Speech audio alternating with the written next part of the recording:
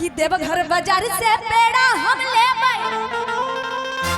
और सबके खिलाई ना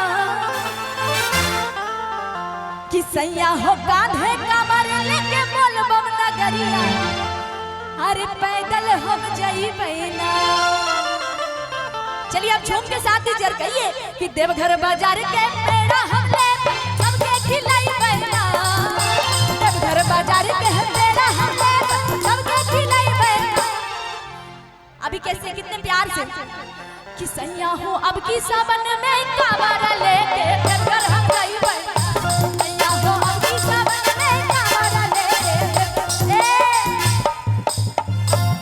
देखिए मेरा सैया जी नहीं मान रहा है। आप लोग देवघर कौन कौन जा रहे हैं? हमको ले चलिएगा, पैसा खर्चा होगा। तैयार है? बड़ी अच्छे बम आए मिट्टू भैया, आज देख रहे हैं। ताली बजाइए बम लोग के लिए। हाँ आई टोपी वाला हम लोग का मालिक है। हाँ नाम है बिट्टू भैया। हाँ हमको ले जाइएगा ना। चलिए कि सैया हो अब की सावन में कांवर लेके पैदल हम जइबै। सैया हो अब की सावन में कांवर लेके पैदल हम जइबै ना। देवघर में बाबा के फोटो खिंचबै सबके दिखैबै ना। देवघर बाजार में फोटो खिंचबै सबके दिखैबै ना। ओ राजा हो सबके दिखैबै कि सैया हो अब की सावन में कांवर लेके पैदल हम जइबै ना। सैया हो अब की सावन में कांवर लेके पैदल हम जइबै ना।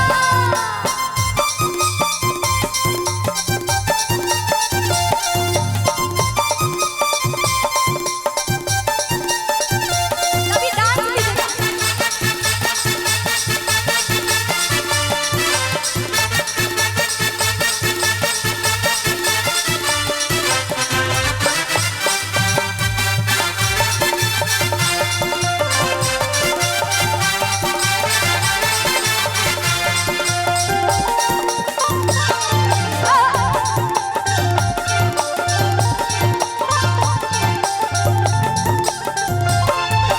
दिलवा के पतिया हम बाबा के बतइबै।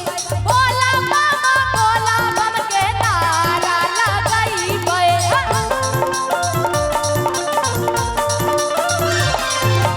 दिलवा के पतिया हम बाबा के बतइबै।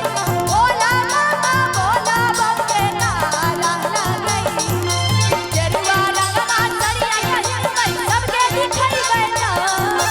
गेरुआ रंगवा सरिया पहिनबै सबके दिखैबै। चाची हेने आबो चाची आबो। हाँ ए भौजी पीछू वाली भाभी लोकल बम है तो डांस नहीं करेंगे। अच्छा ये दीदी इधर आओ इधर आओ।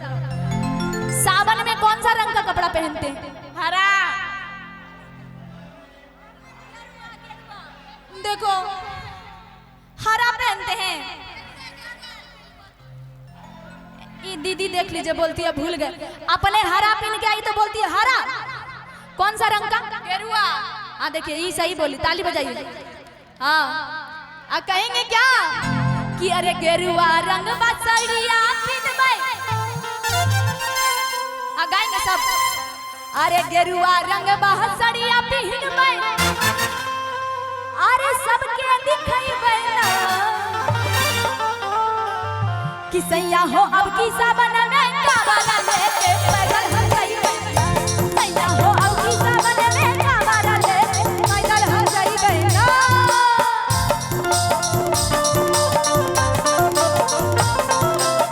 क्या बात है?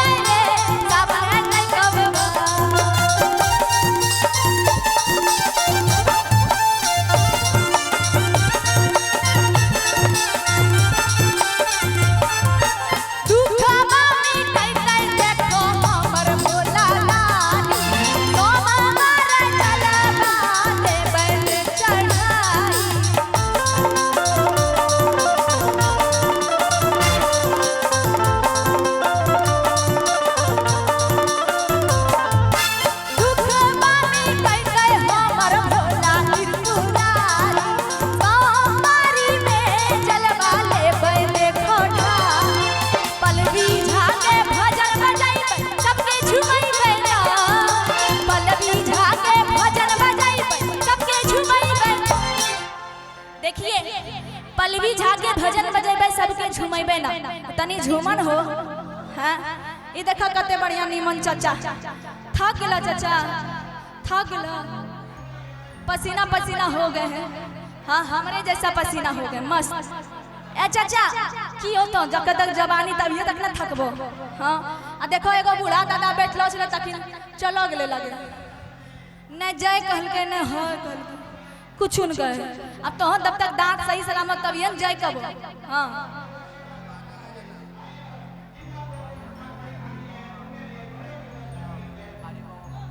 अच्छा वो भी गाऊंगी पहले इस गाने को गा देते हैं और कहेंगे कि पल्लवी झाके भजन बजाइबे अरे सबके नचैबे ना